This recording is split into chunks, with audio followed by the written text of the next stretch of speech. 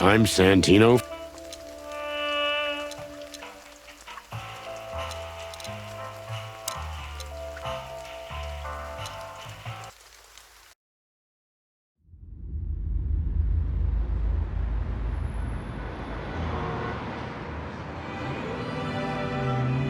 I ran out to get a pack of cigarettes, but I left my wallet at home. Yeah, that's me. I'm getting old. My name is Sonny Featherland, an investigator for 20 years, and once the star of the predatory division of the Clawville Police Department, one half of the legendary Chicken Police. But buying a pack of smokes is more than I can handle right now. Maybe I should just lay low. Yeah, I'll do that. The most colorful place in the wilderness. For all the gods, what bullshit. The last clucking color left this city years ago. And slowly I'll turn gray too.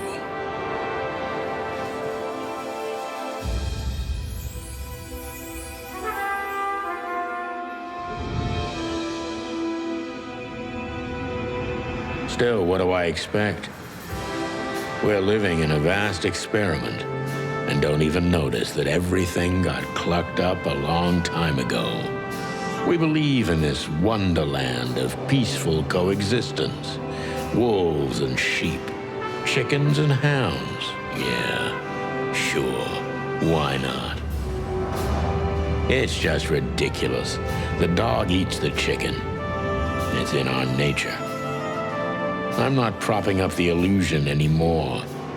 121 days, and it's over. Retirement.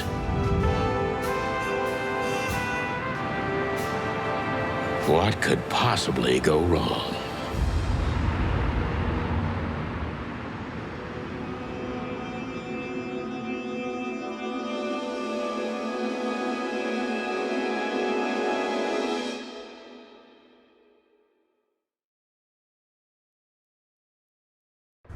Ah, crap. My office lock is a piece of shit if a dame can pick it. She stood in the darkness. The light painted stripes on her body. It whispered secret little things that were never there in the first place. But she was no zebra. Reality was just a light switch away. Elizabeth or Charlotte? I was sure she'd have a sophisticated-sounding name. She had a bygone look in her eyes, older than this ancient building, and perhaps the whole city itself. Or maybe I'm just drunk. But she was the first womanly thing in my place for a long time, so I had to give her a chance.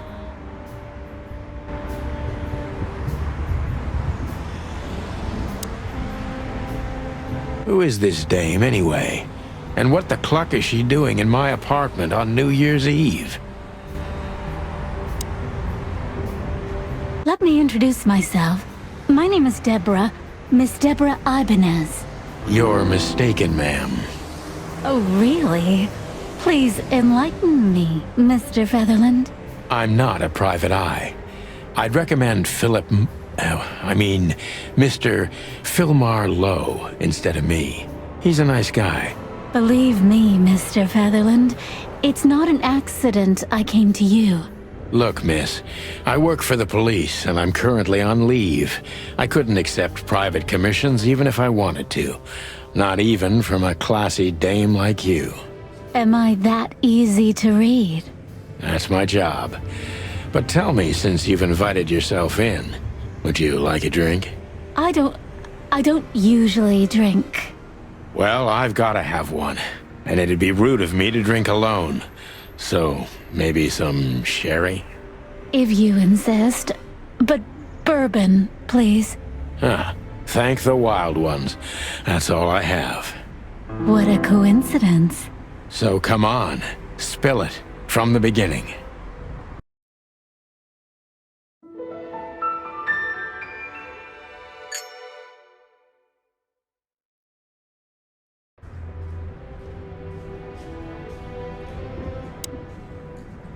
That's better.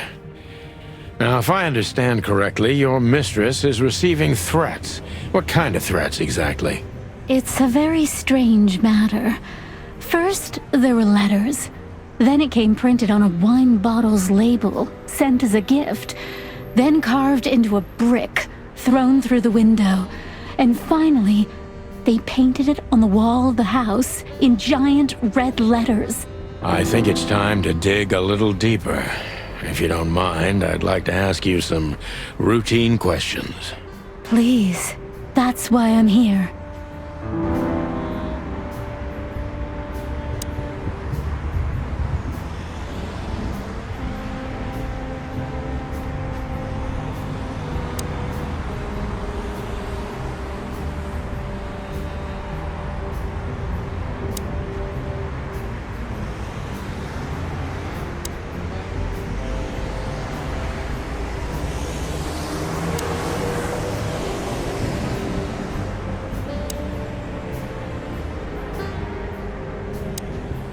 I must be cautious and smart. This dame seems shy, which I can use to my advantage. But I must be careful about what I say to her, or I could scare her off. Let's start gently, and when the time comes, we can go in hard. Who exactly are you, ma'am? I'm not somebody important, Mr. Featherland. You're important enough to deal with such a delicate matter, right? I carry out the wishes of my employer, nothing more. This means simple paperwork, most of the time. You've been thrown into deep water, sweetheart. Tell me, can you even swim? Believe me, this is just as unpleasant for me as it is for you, if not even more.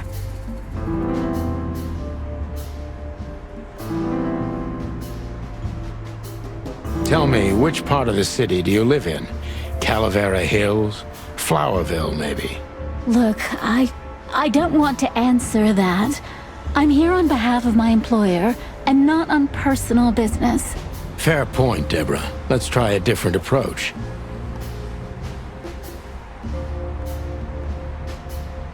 Why did you have to visit me this particular evening? I have my reasons. I may look like a silly little fawn, and maybe I am, but I still have common sense.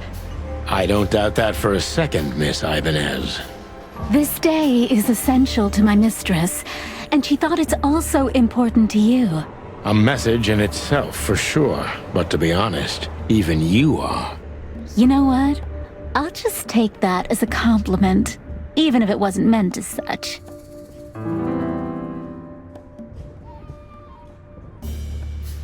Why did you come to visit me? Why not your employer herself? My employer is Miss Natasha Katsenko. She hasn't been leaving her home lately, only if she really has to. How so? Miss Natasha is afraid. She's scared because of those unwanted messages, and everyone knows who she is. So she's that kind of woman. I don't know what you mean. Of course you do, Deborah.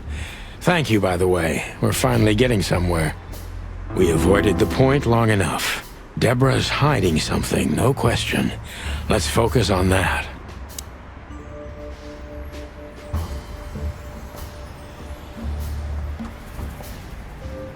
What exactly did you expect by coming here to meet me? I expected your help, just like my mistress said. Well, that's very nice. But have you seen this neighborhood? Have you seen this wreck called a hotel? Who were you hoping to find in a place like this? Someone reliable. Well, I am reliable. And discreet. That's right. And thorough. No question about that. And has a heart of gold. Okay, let's stop it right there.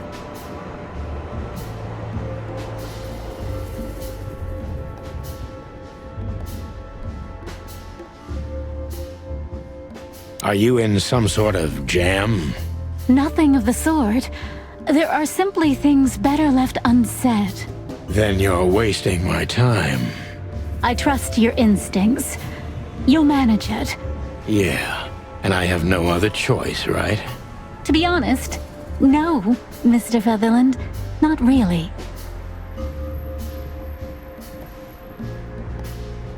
Don't you think this whole thing is a little suspicious? Look, Santino, I'll explain everything. I have no doubt about that. You look just the type, sweetheart. No offense. I'll take that as a compliment. Or maybe I'll act like I haven't heard it. You see, we're starting to understand each other.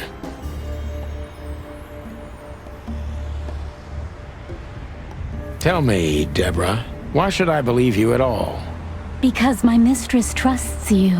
Should that be enough?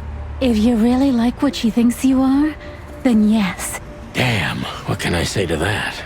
Look, I didn't mean to back you up against the wall. You have a way with words, sweetheart. Did you ever want to be a cop? No, not for the world. Heh, smart answer.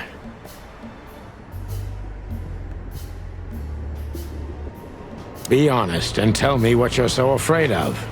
You know, Mr. Featherland, my mistress's partner is Hobart Wessler. Or as most people know him... Ibn Wessler, the Kingpin.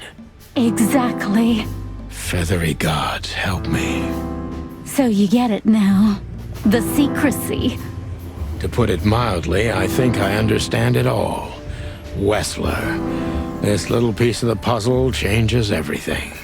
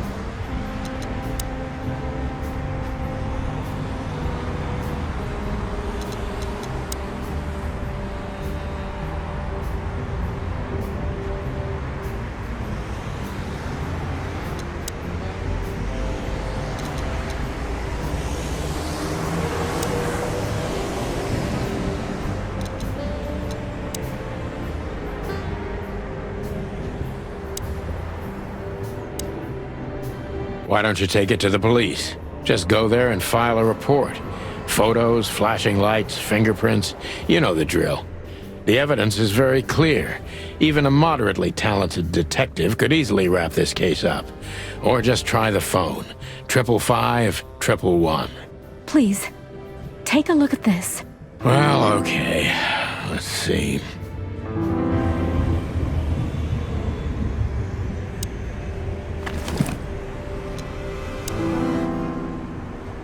I know Molly very well. Please note this when deciding whether or not to accept my assignment. Miss Ibanez is a trusted friend. Treat her as gentleman. N. I felt like I'd been hit on the back of my head with a blackjack. Reality tilted. Molly. Good gods. What was her name doing there? I glanced at the opposite wall, with the well-worn picture frames. Like an eternally dark hole in the wall. A missing piece. She was wearing a light silk dress and singing a lullaby. The waves caressing her beautiful long legs. Why Molly? Why now? Mr. Featherland? Santino, are you all right? What the hell is this supposed to mean? I don't know anything, Mr. Santino. My mistress told me to give this to you. She said you'd understand. Don't you? Oh, of course I understand, Miss Ibanez. I get it very well. But this case is becoming more and more confusing. It's starting to look like blackmail. Blackmail? Don't play innocent with me. But... All right. When can I visit? Visit? Me? Not you. Miss Katsenko. Oh, yes. You can find her at the Tsar Club. Didn't you tell me she's not the social kind?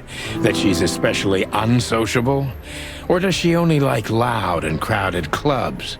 No, she's really not like that. But she owns the place. Judging by the flyer, it must be a very busy club, especially on New Year's Eve, right? I'm sure you'll have no trouble finding Miss Katsenko, but there's one small problem, Mr. Featherland. Let me guess. Mr. Wessler better not know about my visit. Exactly. How did you know? 20 years experience, ma'am. Oh, and please, call me Sonny. It was a pleasure to meet you, Sonny. I'll talk about the rest with Ms. Katsenko in person. A good friend of mine would be happy to take you home if you'd like. I'd appreciate that, Sonny.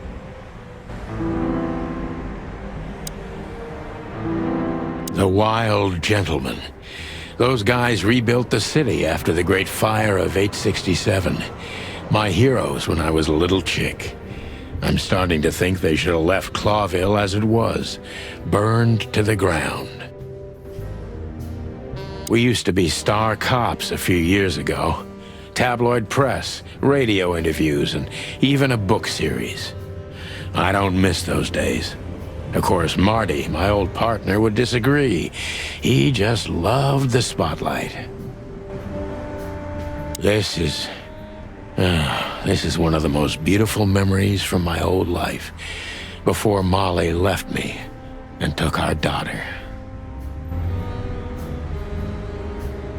M.B. Davis, the eternal king of jazz. The photo is from the days of jazz prohibition. I only heard the old man live one time, but I'll never forget that night. And not only because I woke up at the harbor without my gun, my badge, and my pants. The good things in life don't last long. The best ones always leave first. I saw that in the window of a shoe store. I never understood it, or what it had to do with shoes.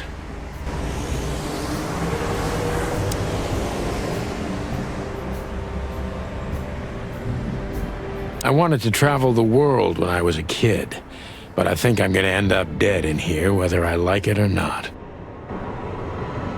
I don't even know what these papers are. I promised myself I'd write a novel one day.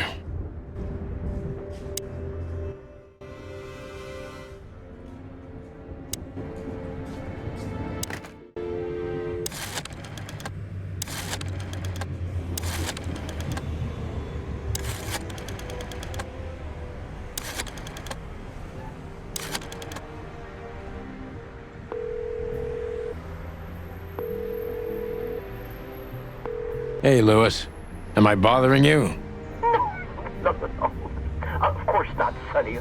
Old friend, what's up? Could you come over? I've got a favor to ask if you're not busy. For you, anything. Just a minute. Lewis arrived a few minutes later. He lived in the rooms above, so it wasn't difficult getting here, not to mention that he's a rabbit. It was a quick hop.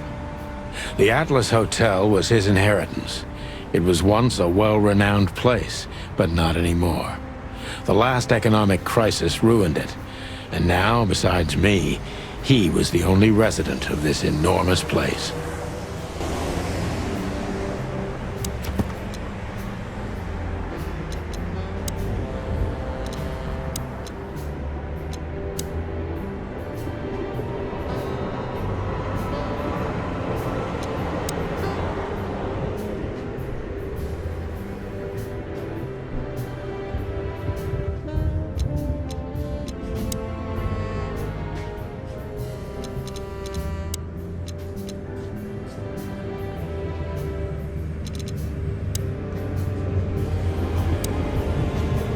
The good old rabbit.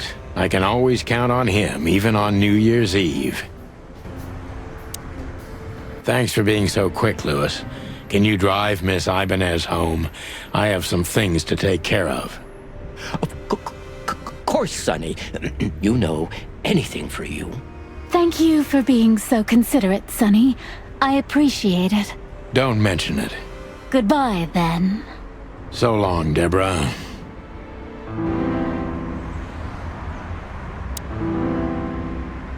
She doesn't seem so dangerous that I need to grab my gun, but you never know.